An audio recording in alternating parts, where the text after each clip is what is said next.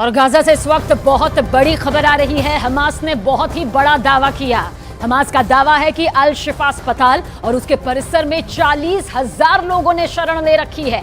देखिए, बड़ी संख्या, 40,000 लोगों ने शरण ले रखी है और इजराइल इन 40,000 आम लोगों को मारना चाहता है, उनका खात्मा करना चाहता है। इन आम लोगों को मारने के लिए ही इजराइल ने यह दावा किया है कि अल शिफा अस्पताल के नीचे हमास का हेडक्वार्टर है। दरअसल इजराइल के प्रधानमंत्री बेंयामिन नेतन्याहू ने एक वीडियो जारी किया जिसमें यह दिखाया गया कि अस्पताल के नीचे हमास का हेडक्वार्टर है और यह वीडियो भी इस वक्त आपके सामने मौजूद है। दरअसल इजराइल डिफेंस फोर्स का यह बड़ा दावा है कि उत्तर गाजा से लगभग 7 लाख लोग दक्षिण गाजा की तरफ जा चुके हैं, लेकिन करीब 3 लाख लोग अभी भी उत्तर गाजा में मौजूद हैं और हजारों लोगों ने इसी तरह अस्पतालों में शरण भी ले रखी है। देखिए इस वीडियो को, इस तस्वीर को बहुत ही गौर से आप देखिए। इसके जरिए आप समझ पाएंगे कि आखिर ये पूरा दावा क्या सामने आ रहा है। इजराइल ने उत्तर गाजा के दरअसल 10 से ज्यादा अस्पताल यहां पर खाली करवा दिए हैं। बेहद गौर से देखिए, ये जो पूरा इलाका आपको नजर आ रहा है दरअसल, लेकिन अल शिफा अस्पताल अब तक खाली नहीं किया गया है और हालांकि इजराइल की तरफ से पहले भी कई बार इस अस्पताल को खाली किए जाने का नोटिस दिया जा चुका है। और अब आगे बढ़ते हैं। अमेरिका के एक बहुत बड़े एक्शन से हम यहां पर इस खबर को लेंगे। दरअसल अमेरिका ने यह एक्शन हमास के सबसे बड़े हमदर्द ईरान के ठिकानों पर किया है। अमेरिका ने ईरान से जुड़े इस्लामिक रिवॉल्यूशनरी गार्ड कॉर्प्स के ठिकानों पर एयर स्ट्राइक कर इसे निस्त नाबूद कर दिया। दूसरी तरफ आतंकी संगठन हमास का हिमायती चीन का लड़ाकू विमान अमेरिका के विमान से भिड़ते भिड़ते बचा और इसी के साथ साथ हमास इजराइल महाजंग में रूस की भी अब एंट्री हो गई है। सवाल यह है कि क्या इजराइल हमास की यह जंग धीरे धीरे तीसरे विश्व युद्ध की तरफ बढ़ चला है?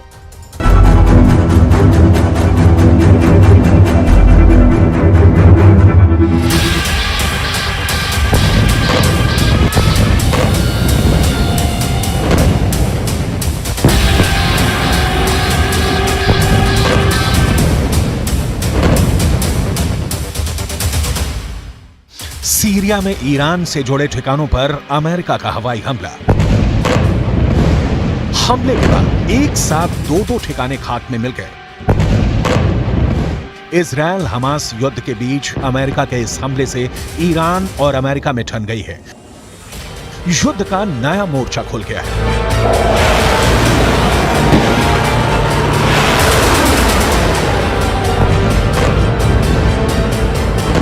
दक्षिण चीन सागर में चीन का लड़ाकू विमान अचानक अमेरिका के विशाल बॉम्बर के सामने आ गया।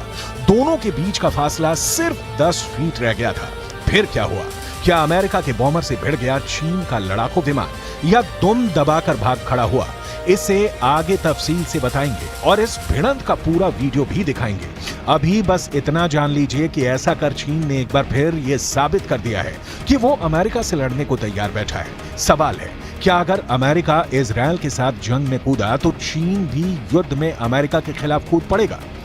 क्योंकि चीन की सेना का दावा है कि बस एक ऑर्डर आएगा और चीन के लड़ाकू विमान ऐसे ही अमेरिका के विमानों से टकराने निकल पड़ेंगे।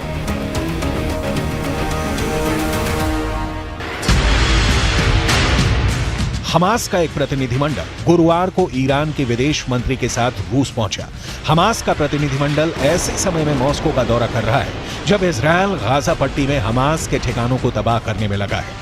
हमास की तरफ से रूस में हुई इस मीटिंग की तस्वीरें जारी की गई हैं। आगे पढ़ें। इससे पहले इस तस्वीर में दिख रहे लोगों को जान लीजिए। बाएं से पहले है बस्सेम नईम। नईम हमास के इंटरनेशनल रिलेशन हेड है। दूसरे हैं मिखाइल बोगदानोव। मिखाइल बोगदानोव ये रूस के उप विदेश मंत्री हैं, मिडिल ईस्ट में पुतिन के विशेष दूत हैं। तीसरे शख्स का नाम है मौसा अबू मरजौक।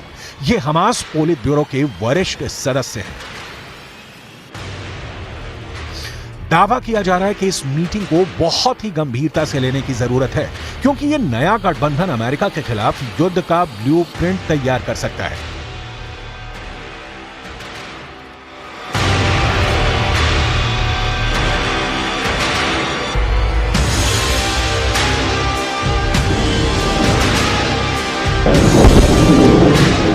रूस, ईरान और हमास अगर एक साथ मिलकर अमेरिका के ठिकानों पर हमला करते हैं तो अमेरिका के पलटवार से विश्व युद्ध शुरू हो सकता है, क्योंकि मिडिल ईस्ट में मौजूद अपने ठिकानों पर हो रहे हमलों का बदला अमेरिका कैसे लेता है, इसकी एक झलक अमेरिका के इन हवाई हमलों में मिलती है। अमेरिका का पहला हवाई हमला, अमेरिका का दूसरा हवाई हमला, अमेरिका का तीसरा हवाई हमला। अमेरिका ने ऐसे लिया है अपने सैनिकों पर हमले का बदला। अमेरिकी लड़ाकू विमानों ने सीरिया में ईरान समर्थित 2 मिलिशिया ठिकानों पर बमबारी कर युद्ध का एक नया मोर्चा खोल दिया है। इजरायल हमास युद्ध के शुरू होने के बाद एक बार अमेरिका और ईरान आमने सामने हैं। इसी महीने खाड़ी देशों में मौजूद अमेरिकी ठिकानों पर हमले हुए। इन हमलों में अमेरिका के 24 सैनिक जख्मी हो गए, एक की जान चली गई। इसके बाद अमेरिका ने ऐसा पलटवार शुरू किया है जिसमें दुनिया को विश्व युद्ध के संकेत दिखाई दे रहे हैं।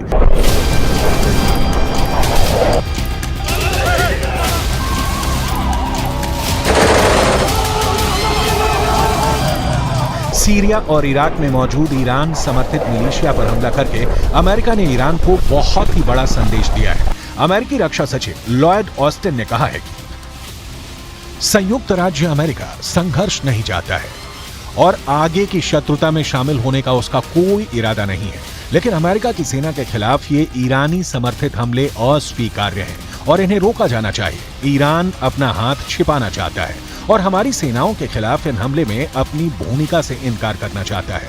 हम उन्हें ऐसा नहीं करने देंगे। अगर अमेरिकी सेना के खिलाफ हमले जारी रहे तो हम अपने लोगों की सुरक्षा के लिए और जरूरी कदम उठाने में संकोच नहीं करेंगे।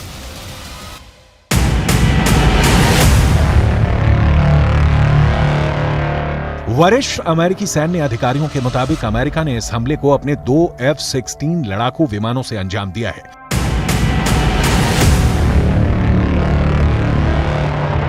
अमेरिका के लड़ाकू विमानों ने उन्हीं ठिकानों पर बारूद बरसाए हैं जिनका इस्तेमाल हाल में अमेरिकी ठिकानों पर हमला करने के लिए किया गया।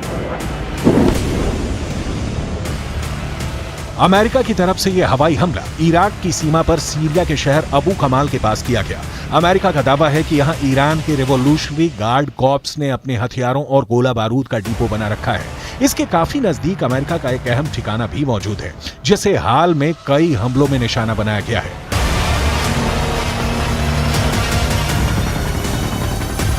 इजरायल हमास युद्ध के फैसले के बाद मिडिल ईस्ट में तैनात अमेरिकी सेना पर हमलों की वारदात बढ़ गई है। अगर अमेरिका मिडिल ईस्ट में ऐसे ही हवाई हमले पर उतर गया तो पूरा खाड़ी धधक उठेगा।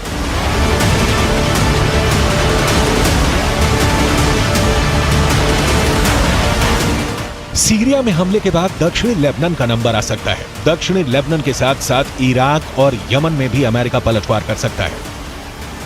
हाल में अमेरिकी बेस पर कम से कम 12 हमले किए गए। इन हमलों में 21 अमेरिकी नागरिक घायल हुए। इराक में अमेरिका के बेस अल असद और सीरिया में अल तनफ गैरिसन में ईरान से जुड़े संगठनों ने यह हमला किया था।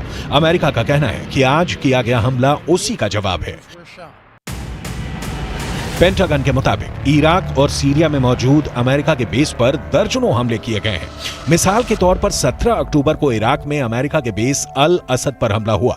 17 अक्टूबर को इराक में ही अमेरिका के अल हरीर एयरबेस पर हमला हुआ। 18 अक्टूबर को सीरिया में अल तनफ गैरिसन में ईरान से जुड़े संगठनों ने हमला किया था। 24 अक्टूबर को सीरिया में अल उमर ऑयल फील्ड बेस पर हमला हुआ। वहीं इराक में एरबिल एयरफोर्स पर ड्रोन से हमले की कोशिश की गई। इन्हीं हमलों के जवाब में अब अमेरिका ने अपने लड़ाकू विमानों को हमले के लिए उतार दिया है। हमले का असर ईरान की बौखलाहट में साफ साफ नजर आया। वहीं तनाव का तीसरा एपिसेंटर दक्षिण चीन सागर बना, जहां अमेरिका और चीन के लड़ाकू विमान भिड़ते भिड़ते बचे। अमेरिका का दावा है कि चीन का विमान J-11 अमेरिकी विमान से टकराते टकराते बचा। इस भिड़ंत के वीडियो को जारी कर अमेरिका ने कड़ी आपत्ति जताई है। इस वीडियो में साफ तौर पर दिख रहा है कि किस तरह से चीनी विमान पीछे से आकर अमेरिका के B-52 के करीब पहुंच जाता है। चीन का लड़ाकू जेट B-52 बम वर्षक विमान के 10 फीट से भी ज्यादा करीब आ गया था। चीन के लड़ाकू पायलट की ऐसी हरकतों की वजह से दोनों ही जहाज के आपस में टकराने की आशंका बढ़ गई थी। इस करीबी मुठभेड़ को पेंटागन ने आक्रामक करार दिया है। एक तरफ चीन से अमेरिका की भिड़ंत, दूसरी ओर अमेरिका का सीरिया में ईरान समर्थित बेस पर हमला, साथ ही साथ हमास के प्रतिनिधिमंडल का रूस पहुंचना और इजरायल हमास के बीच युद्ध का और बारूदी होना। संकेत साफ है, अमेरिका के खिलाफ रूस, चीन और ईरान की घेरेबंदी और बढ़ती जा रही है, जिसका असर इजरायल हमास युद्ध में साफ साफ दिख रहा है।